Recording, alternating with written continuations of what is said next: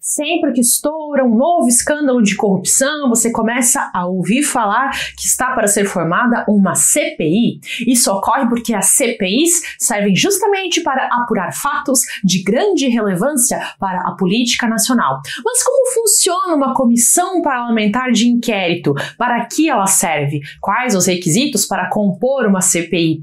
A Comissão Parlamentar de Inquérito é um dos instrumentos previstos na Constituição Federal para que senadores e deputados federais exerçam uma de suas funções, que é fiscalizar a administração pública. Devido a isso, uma CPI tem poderes de investigação das autoridades judiciais. Ao longo desse vídeo você vai entender o que exatamente isso significa.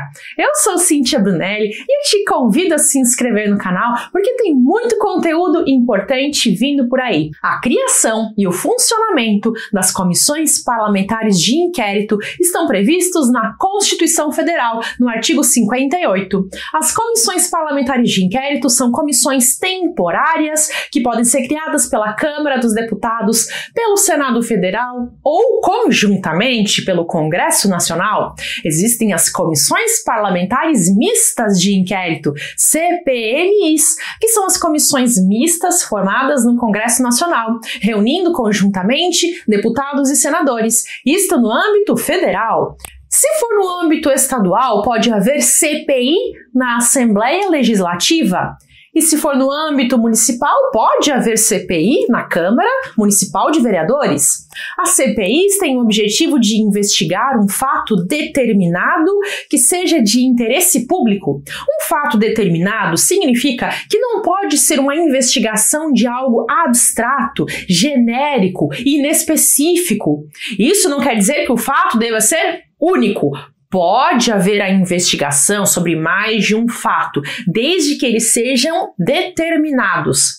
E a CPI deve ser criada por prazo certo. Ela é temporária. Deve existir um prazo para a conclusão dos trabalhos. Se o prazo tiver de ser prorrogado, não tem problema. O que não pode é ficar sem prazo, porque ela é temporária. E como é que é criada uma CPI? Para criar uma CPI, deve haver o requerimento de 1/3 dos membros da Casa Legislativa, ou seja, 1/3 da Câmara dos Deputados, 1/3 do Senado Federal, ou se ela for uma CPI mista, 1/3 do Congresso Nacional. Pergunta: é possível criar uma CPI na Câmara e uma CPI no Senado separadamente e as duas CPIs investigarem o mesmo assunto?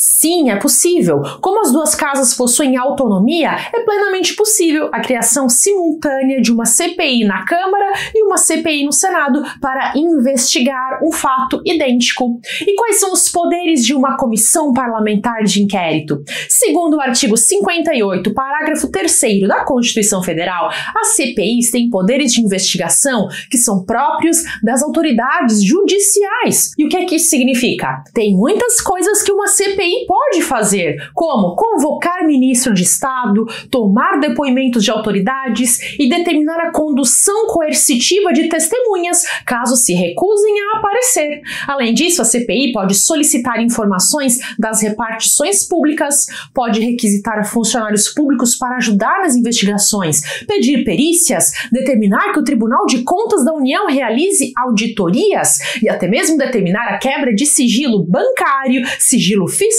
e sigilo de dados, inclusive dados telefônicos. Mas isso quer dizer que uma CPI tem todos os poderes dos membros do Poder Judiciário? Não, existem algumas limitações. Por exemplo, uma CPI não pode decretar a indisponibilidade de bens do investigado e nem autorizar a interceptação telefônica. Opa, peraí! Agora há pouco eu disse que a CPI pode determinar a quebra de sigilo telefônico. Então como é que agora eu digo que ela não pode autorizar interceptação telefônica? É que não é tudo a mesma coisa. A quebra de sigilo telefônico é somente ter acesso ao extrato das ligações, enquanto que a interceptação telefônica é poder ouvir as conversas. A CPI pode ter acesso aos extratos das ligações, mas ela não pode autorizar uma escuta telefônica. Quem pode fazer isso é somente o juiz.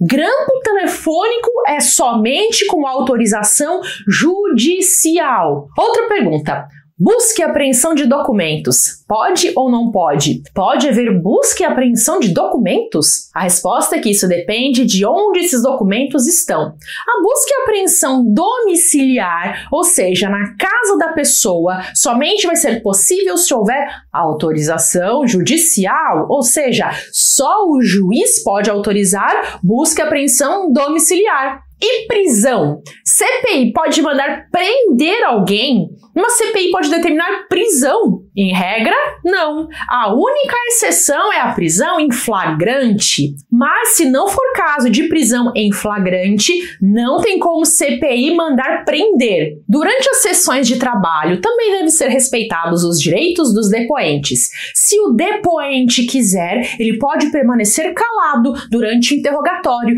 e ele tem o direito de ser assistido por advogado em seus depoimentos. Além disso, é importante ter em mente que uma comissão parlamentar de inquérito não é uma ação judicial. O resultado final da CPI jamais será uma condenação, porque só quem pode condenar alguém é o Poder Judiciário.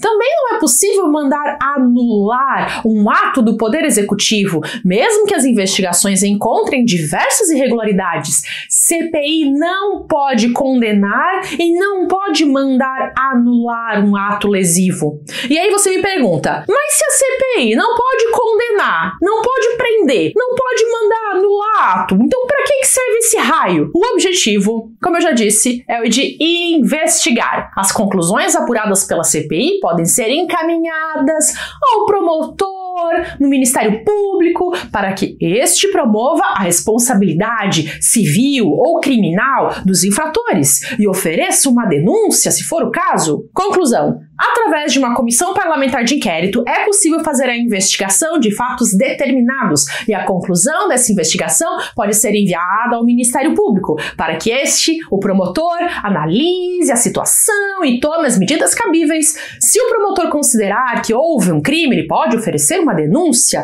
para que seja iniciada uma ação penal. Lembrando novamente aqui que quem pode condenar e impor uma pena ao acusado é somente o juiz. Dentro do sistema legal, cada um tem o seu papel. Para você que está interessado em aprender mais sobre o direito constitucional, eu recomendo muito que você faça a maratona Cynthia Flix na playlist de direito constitucional e administrativo aqui do meu canal do YouTube, porque tem muito conteúdo que pode te ajudar a aprender diversos assuntos fundamentais dessa matéria. Eu não sei se o seu interesse aqui é aprender para faculdade, para OAB ou para concurso público, ou se você está aqui estudando por conta própria, apenas pela sua evolução pessoal. Se esse é o seu caso, parabéns pela sua iniciativa. E em todas essas hipóteses, o meu canal pode te ajudar. Eu tenho centenas de vídeos gratuitos sobre os mais variados ramos do direito aqui no YouTube à sua disposição. Aproveite o acervo de vídeos gratuitos aqui do canal. E se você sente que a sua base dentro do direito poderia ser mais forte como um todo, a minha recomendação é virar aluno do meu curso chamado Primeiros Passos no Direito. Ali eu trago toda a base, começando do zero, que qualquer pessoa que esteja iniciando seus estudos deveria saber. Se você sente dificuldade em aprofundar o seu aprendizado no direito, talvez o que esteja te faltando seja justamente a base. É como se a base fosse a raiz da árvore ou o alicerce da casa. Sem a base, fica realmente muito difícil desenvolver um raciocínio sólido dentro do direito, porque existem lacunas que ficam faltando. Uma árvore não nasce pelas folhas, assim como não se começa a construir uma casa pelo telhado. Tudo começa na base. E é isso que eu proponho, que você resolva essas lacunas, que você fortaleça a sua base. O curso Primeiros Passos no Direito está sensacional e eu tenho certeza que vai ser muito produtivo para você. Vou deixar o link na descrição do vídeo e você pode clicar e desbloquear o seu acesso ainda hoje para virar meu aluno. Você vai amar ter esse conhecimento e eu te garanto que você vai ficar depois se perguntando por que você não começou antes. Outra recomendação que eu faço é, como eu já disse, você voltar aqui no canal e assistir a mais vídeos. Aqui tem muito ouro para você, de forma gratuita, para te ajudar nos seus estudos. Volte aqui mais vezes, de preferência todos os dias, porque assim, um pouquinho por dia, o seu aprendizado é mais sólido e também mais rápido. Aproveite o acervo de vídeos aqui do canal, porque não é pouca coisa, tem muito conteúdo importante. Eu vou deixar aqui uma sugestão de playlist para você clicar e continuar seus estudos. Até!